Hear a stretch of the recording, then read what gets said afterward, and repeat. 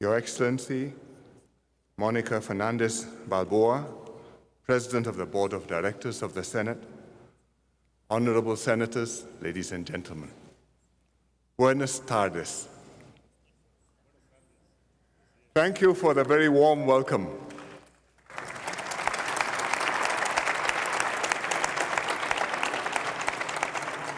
First, let me congratulate the Mexican people on your Revolution Day celebrations today. I witnessed the parade on the way here and was impressed by its vibrancy and spirit. It's a great honor for me to address the Senate of the Republic of Mexico.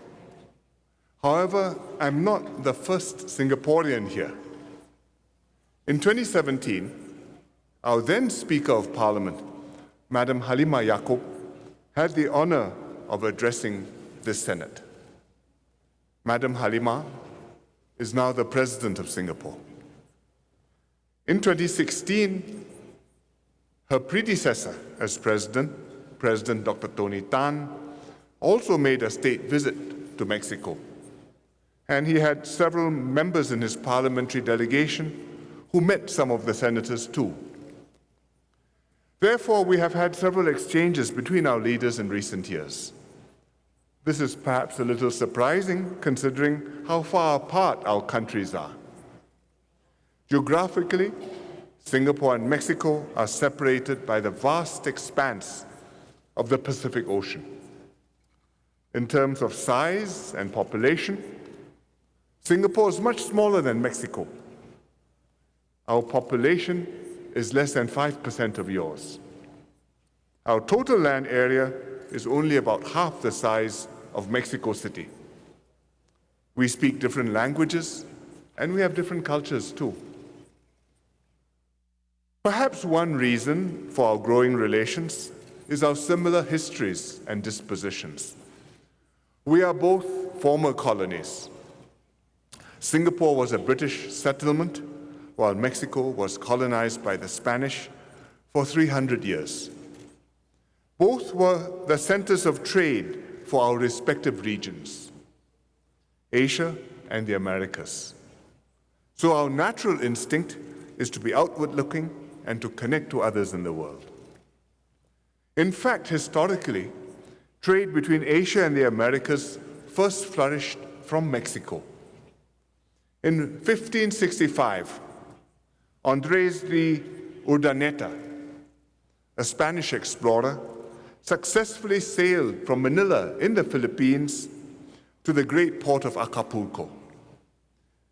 This unprecedented eastward crossing of the Pacific Ocean opened up Urdaneta's route, which was the world's first transoceanic shipping route. Manila galleons would carry porcelain, silk, cotton, dyestuffs, spices, and other goods from Asia to the Americas and return to Asia with polished Mexican silver. This was a highly profitable venture. Fortunes were made on both sides of the Pacific, and one could argue that that was the first era of globalization. Interestingly, Mexican minted silver played a small but significant role in Singapore's own history. 200 years ago this year, Sir Stamford Raffles, an Englishman, set up a trading post in Singapore. Singapore was then part of the Johor Sultanate. Raffles signed an agreement with a local Malay ruler whom he recognized as the Sultan of Johor in order to set up this trading post. And in exchange, as part of the agreement, he paid the Sultan an allowance.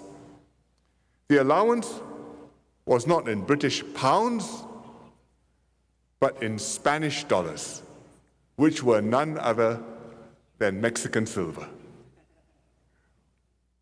Spanish dollars circulated widely in our part of the world as a customary currency and was one of the world's first globalized currencies.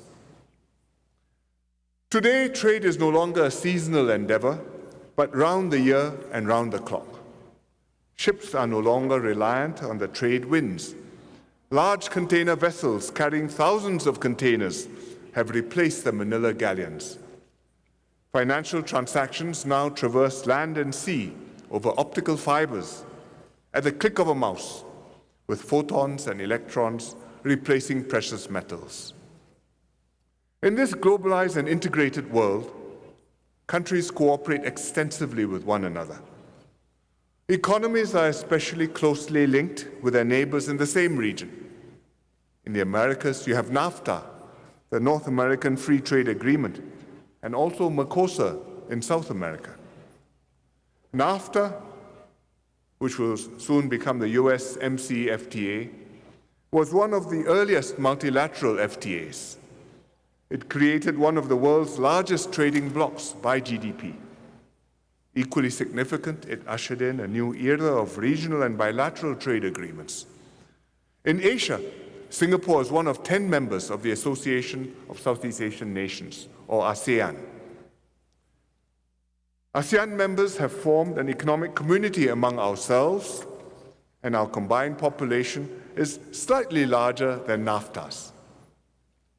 Recently, ASEAN made significant progress towards forming a regional comprehensive economic partnership. And this will be a broader FTA that brings ASEAN together with other major Asian economies, including China, Japan, South Korea, Australia, and New Zealand. Trans-Pacific trade has grown significantly too. The Americas form a very important part of Asia's economic universe. Singapore's biggest market in the Americas is the US, but we have substantial trade with Mexico and other North and South American economies too. In the other direction, Mexico's biggest trading partner in Asia is China, not surprisingly.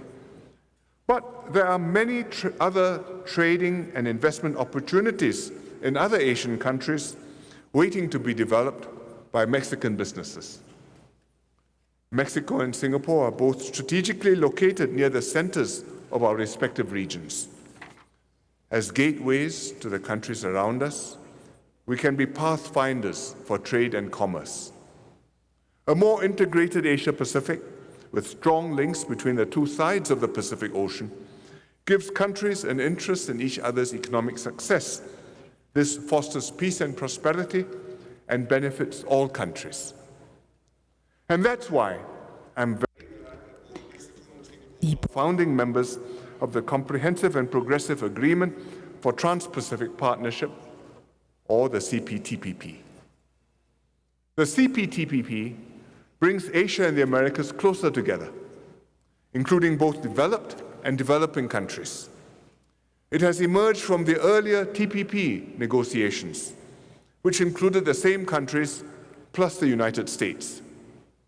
I'm glad that Mexico stayed with the rest of the partners after the US withdrew from the TPP, and the TPP became the CPTPP. The CPTPP is effectively the first free trade agreement between Singapore and Mexico. It signals to our companies that our governments encourage and support their ventures in each other's countries. There is significant interest among Singapore companies to collaborate with your private sector, including what President López Obrador calls artisanal micro-businesses, or small and medium enterprises. I've brought a business delegation with me on my trip, and they cover various sectors, including infrastructure, logistics, and technology. Singapore investments in Mexico have in fact increased every year for the past 5 years. And I'm confident that with the CPTPP in effect, our economic ties can only grow further. Singapore is now negotiating an FTA with the Pacific Alliance. The Pacific Alliance comprises some of the most dynamic economies in South America and Central America, including Mexico. Singapore was honored to join as an observer state 5 years ago. We look forward to being an associate state of the Pacific Alliance via this Pacific Alliance and Singapore FTA. Concluding this FTA will not only help us deepen our relationship with you in Mexico, but it will also enable Mexico and the Pacific Alliance countries to build deeper links with Asia, including Singapore. The last round of FTA negotiations in Bogota went well. More than two-thirds of the FTA has now been resolved, and the next and hopefully final round of negotiations will take place here in Mexico City next month. And I'm optimistic that with Mexico's leadership and support, we will be able to conclude the agreement then. Senators and deputies, Singapore's engagement with Latin America and Mexico is robust. Yet there's much more potential waiting to be developed. Beyond an alignment of economic interests, our two countries and our leaders enjoy good relations because of our compatible outlooks and approaches to the world. In foreign relations, countries cannot choose our neighbors, but we can certainly choose our friends and partners, however far away they may be. And I'm happy that despite our geographical separation, Singapore and Mexico have chosen to be friends and partners with each other. And long may our friendship grow and prosper. Muchas gracias. Thank you very much.